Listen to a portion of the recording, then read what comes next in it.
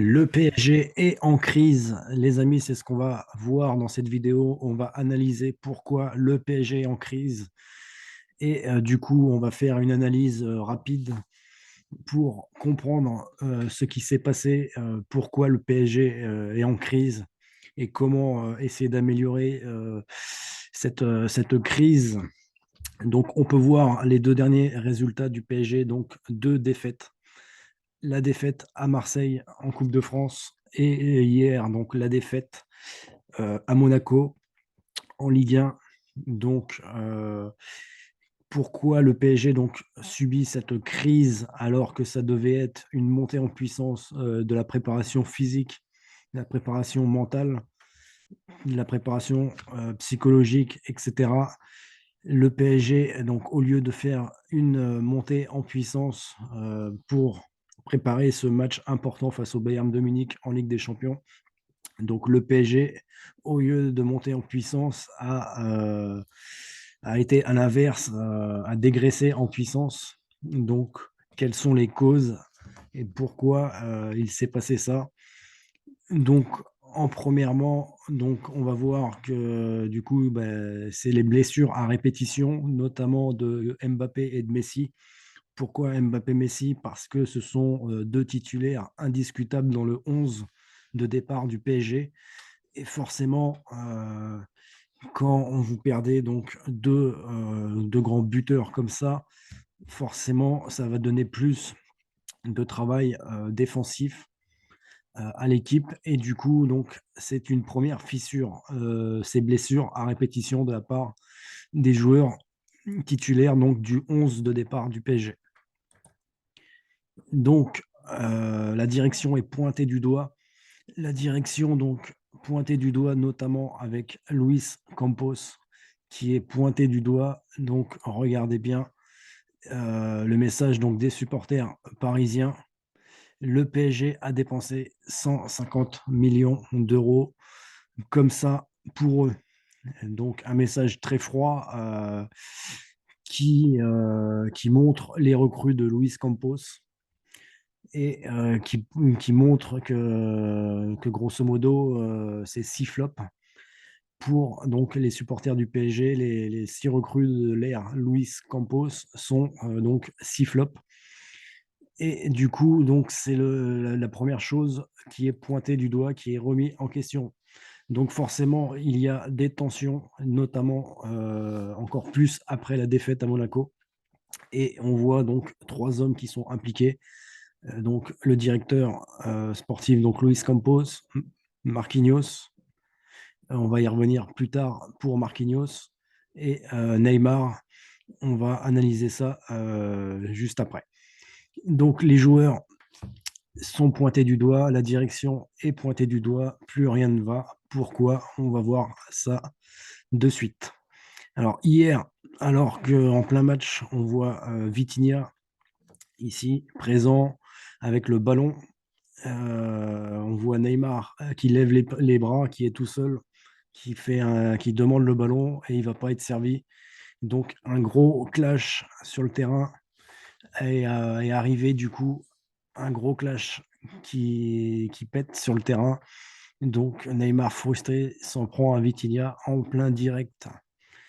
Et apparemment, ils sont également pris à Ekitike, pardon, et Danilo Pereira, selon les sources, mais à prendre avec des pincettes.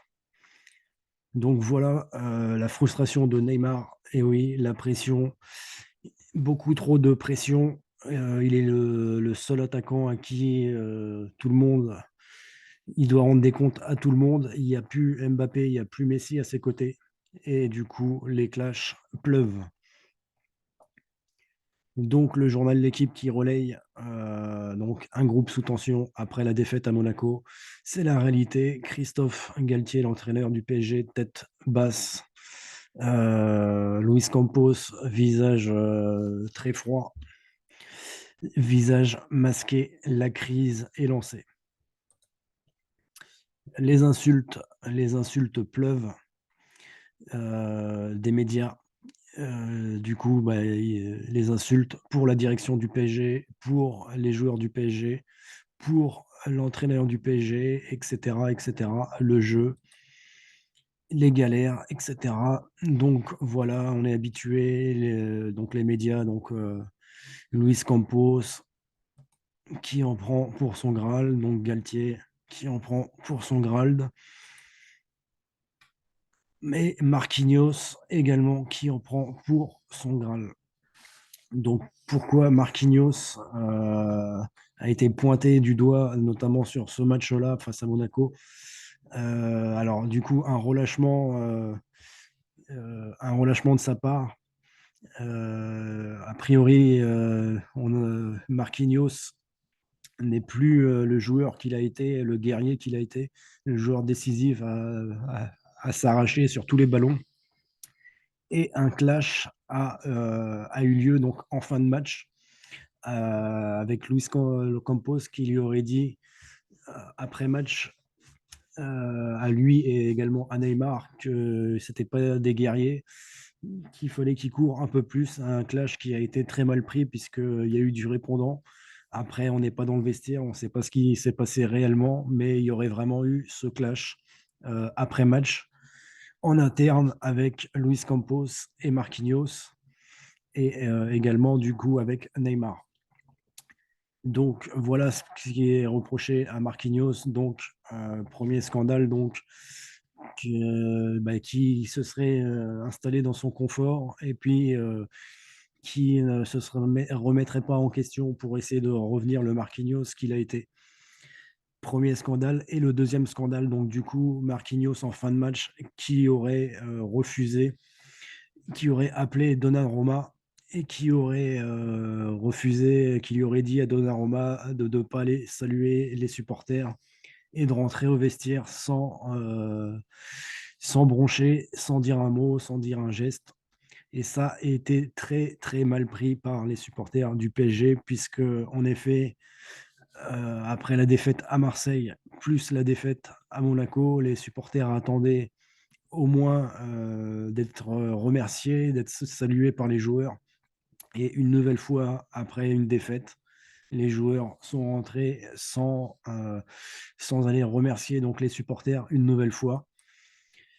Et du coup, on apprend donc aujourd'hui une cinquantaine de supporters du PSG mécontents au camp des loges, mais bien entendu dans la bienveillance, sans casser, sans dégrader.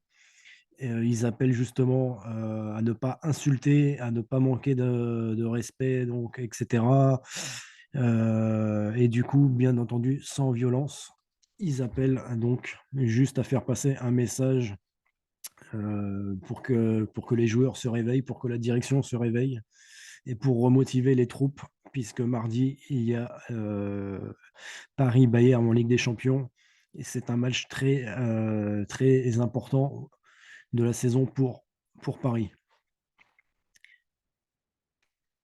Donc, on a vu que Marquinhos donc, aurait tenté de dissuader donc, Donnarumma en fin de match. Donc, c'est ce que je viens de dire. On voit ici donc Marquinhos Kimpembe, pardon, qui est venu donc éteindre rapidement donc le feu, l'incendie après match, alors qu'on attendait Marquinhos quand même capitaine du PSG. Les supporters parisiens attendaient Marquinhos pour venir s'excuser, passer un message. Marquinhos n'a pas souhaité passer un message avec les supporters du PSG et pire, il aurait même refusé, imposé à Donnarumma du coup de ne pas aller voir les supporters du PSG. Et du coup, un gros clash entre les supporters et Marquinhos et a été à l'origine. Et on voit que quelques minutes après le match, Kylian Mbappé sur Instagram a passé un message pour éteindre l'incendie. Restons forts et unis. Pardon. Donc voilà pour l'analyse rapide donc, de la fissure du PSG. Donc on sait que c'est la direction qui est visée suite au recrutement moyen de Luis Campos. Les blessures à répétition, du coup, et forcément, il y a de la tension, sur le terrain. Voilà, donc dites-moi dans les commentaires, vous, ce que vous en pensez. Heu, Est-ce que vous pensez que Paris va rebondir? Est-ce que vous pensez que Paris, est capable de relever la tête?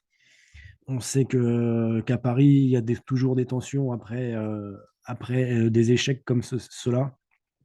Les années passent, mais les crises reviennent.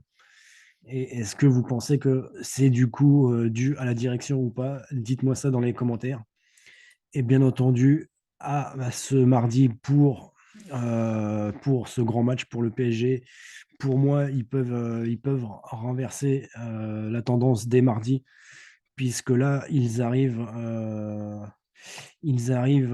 vraiment tête basse, et du coup, je pense qu'ils vont avoir la rage de vaincre. Donc pour moi, mardi, ça sera un grand match, du PSG, puisque, la piqûre de rappel est arrivée juste avant.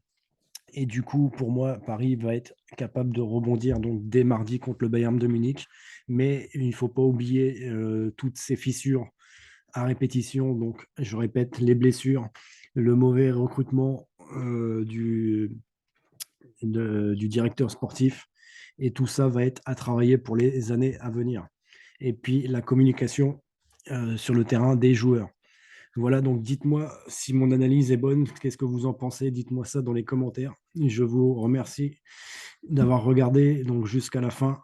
Salut, mettez-moi un petit pouce bleu, abonnez-vous si vous avez aimé cette vidéo, si vous aimez tout ça, abonnez-vous. Merci encore.